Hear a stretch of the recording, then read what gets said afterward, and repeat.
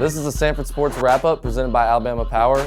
My name is Robert Burke, and today I have the pleasure of interviewing my boss, Jon McAfoos. How are you doing today? I'm good, Burke. I'm excited about this little role reversal today. Oh, yes, sir. So first question for the Bulldog fans out there, tell us about how you got to Sanford. Yeah, I've been here now for 5 years. Late August was the beginning of year number 6 for me, so I kind of walked into a really good situation. I've really been in sports media since I was 18 or 19 years old. I'm from Western Pennsylvania. Went to a small Division III liberal arts school right outside of Pittsburgh called Westminster College. Studied broadcast communications. They've got a really great broadcast program. I got a lot of experience there, both on camera and behind the camera. Did a lot of play-by-play in the athletic department. Did a lot of making packages, directing, things of that nature behind the camera. And so I got a lot of great experience. And then I did journalism and writing and reporting for a little while. And then I started working in minor league baseball for a couple of years because I wanted to get back on. I wanted to be more on the video side. And so I was a production assistant for a team in Iowa, an affiliate of the Houston Astros. And then I came here and worked for the Birmingham Barons during the 2015 season. And right as I was ending that year, an opportunity came up to come to Sanford. So I was kind of torn between staying with the Barons or coming to Sanford. But ultimately, Sanford was really appealing because it was the opportunity to kind of come in and build something from the ground up, because there wasn't really a focus on video TV production. We had radio, and then there was, I think the SoCon Digital Network had been around for 1 year, and prior to that they had done Sanford Sports TV, but there really wasn't a focus on TV production, and the SoCon's contract with ESPN had just started. I think Mercer was the only school at that point that had done ESPN productions in-house. So I got hired, I think, 11 days before our first ESPN production on ESPN3, and that first year was kind of like just treading water and trying to get the games on the air, which we did, but we've come such a long way since then. I mean, we've grown our broadcast department, a lot over the last 5 years. We've taken some big steps every year, so I'm looking forward to the next couple of years as well, continuing to grow, but it's been a great experience so far, and I'm really happy that I ended up here and just kind of walked into a great situation. So describe your duties as Director of Video and Broadcast Services. Yeah, really it's overseeing all aspects of our live production. I do things obviously like this, all of our coaches shows, student athlete shows, anything video-wise that's kind of package style or interview-based, and then obviously all of our live production. So everything that's on our ESPN platforms. In the past, SoCon Digital Network, although we've kind of phased that out of our production lineup. So we do roughly, I think last year we were on pace to do about 140 broadcasts on ESPN platforms, either on ESPN3 or ESPN+. We ended, I think, at 98 because obviously COVID cut it short. But, I think that ranks amongst the highest of in-house productions anywhere, which is something I think we can be proud of, and the quality as well. So, we've come a long way in the quality regard for sure. So it's really overseeing all aspects of live production, and that includes hiring, managing, training all of our student workers, all of our contracted workers, so our on-air broadcast talent, working with our play-by-play guys and our color guys, sideline reporters, all of that. So it stays busy because once we get going, it's pretty much we have events every day, and obviously this year it's going to be probably multiple events every day once we get going. So speaking of COVID, obviously the fans out there know how the student athletes' lives, like me in particular in football or just spring sports, fall sports, have been impacted by COVID. Tell us how your job and your role on the daily and stuff like that has been changed due to COVID. Yeah, well, to start with, obviously a lot less broadcasts over the last several months. Obviously, we were right in the middle of the busiest part of spring season, and then everything ended. We lost 40-ish broadcasts for baseball, softball, men's and women's tennis.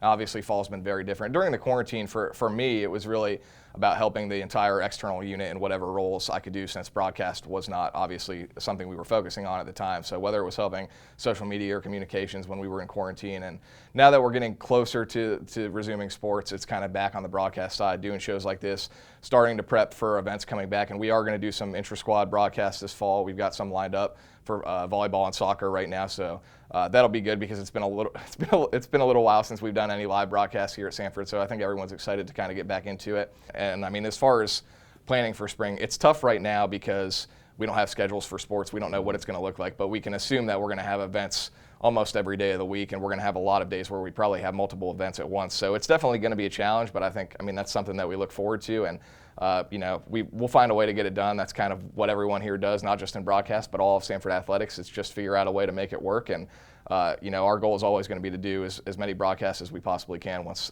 events start back up. So is there any things in particular from your side that you're looking to improve going into the spring from maybe the past couple years that you've been doing this? Yeah, I mean, we want to improve every year, and I think we've come a long way in that regard. We've come from really when I started, we pretty much had 2 cameras, and we were borrowing cameras from UAB and the Birmingham Barons and the JMC department just to be able to put an ESPN product on the air that first year. And now we've got 2 full control setups. So we've come a long way, and we want to continue to grow. And this year is a little bit different for obvious reasons with COVID.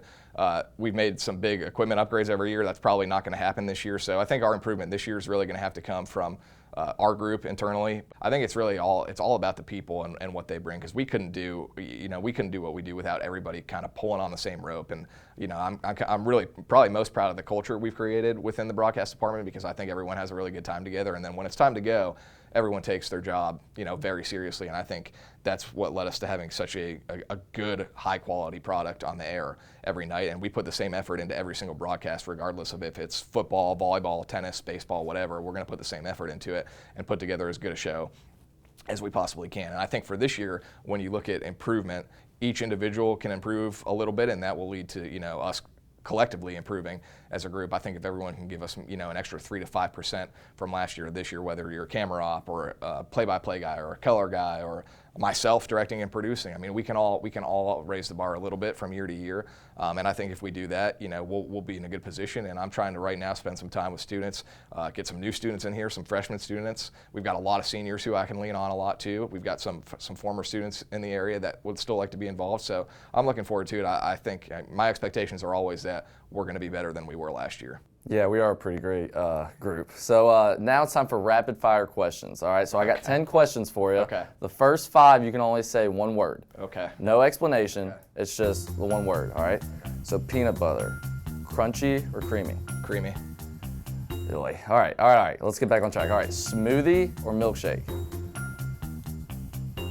Smoothie. Yes, okay, back on track. All right. Third one, Moe's or Chipotle? Chipotle. Yes, okay. That's an easy one. Easy, right? Yeah. Moe's is fine. Chipotle's better. What's your go-to at Chipotle? Bowl. Okay. Always. And one word. That was pretty nice. All right.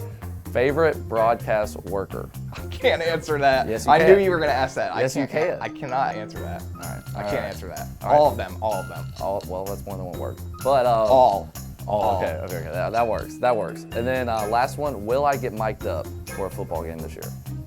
Well, One word. I can't answer that in one word. I can't promise anything. Starts with a Y. Maybe. Okay, that works. If today was your last day and you get one final meal, describe the meal. That's tough. I like food in general. I'd probably do like steak and mashed potatoes, I think. Oh, I like that. You can't go wrong with that. Can't go wrong. All right, so second one, I know you're a big professional sports fan. So if there's only one title that your team can win out of all your professional sports teams, what team do you want to win that title? San Francisco Giants. Wow, over your Steelers. Yeah. I'm a baseball guy above everything. I love the Steelers, and I've been fortunate to see the Steelers win and the Giants win and the Penguins win. But I've been a diehard Giants fan my whole life, so I'd choose them over any of my other pro teams. Yeah. All the stuff you talked about your work. Let's say I took your job for a week and you got the week off. Where are you going? Besides freaking out that I have your job, Well, where do you want to go? You covered my answer, because I'd probably be watching the broadcast, and I'd be a little nervous that the control room would be catching on fire. But I don't know. I'd like to go to Hawaii. I've never been to Hawaii. That's high on my bucket list, I think. Favorite Sanford athlete you've gotten to cover over your 5 years?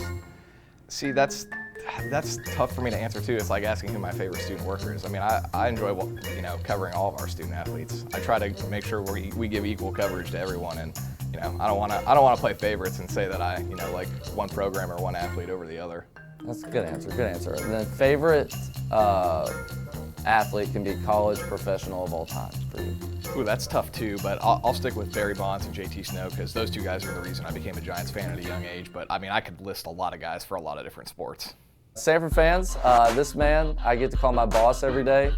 He's the man. He's on the screen sometimes, but he does a lot off the screen. So thank you for your time. I appreciate it, Burke.